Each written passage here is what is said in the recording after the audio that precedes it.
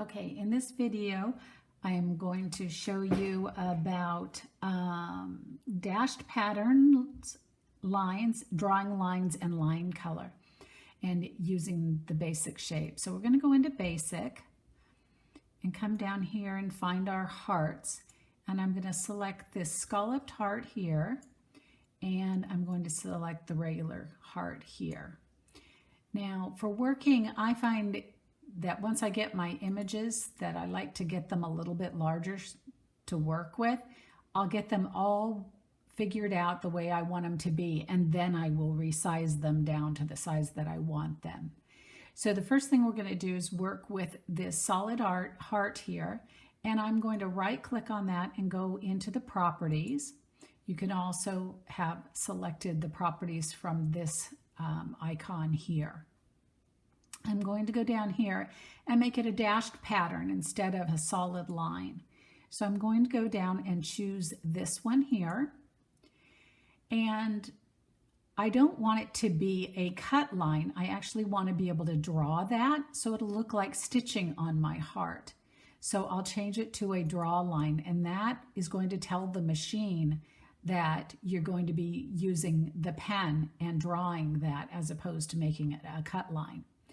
Now I'm also going to go in here and change the color of the line. See this little pencil here that's saying the line. And I'm going to change it to, how about a blue? So we'll change it to blue. And when we drag that over into our heart, let's get rid of this properties over here and resize it down a bit and line it up. You can see where we would get a drawn stitch line around here, and that's what you'll have. Now you can also fill in your color to keep your pieces separate as well. Say if you're actually cutting out different things from different papers and you're trying to keep track.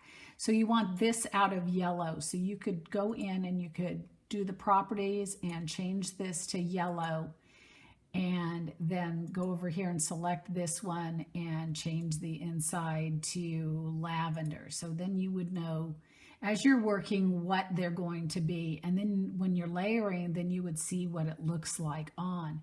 However, you are not going to see this when you get over to your machine on the screen in the different colors. So it doesn't help you at the point of cutting, but it does help you during the design process. But I'm going to go back to the no fill because it doesn't matter for what we're doing. Okay. So then I'm going to put this back in here. And so my black line is going to be my cut line, and my blue line is going to be the draw line.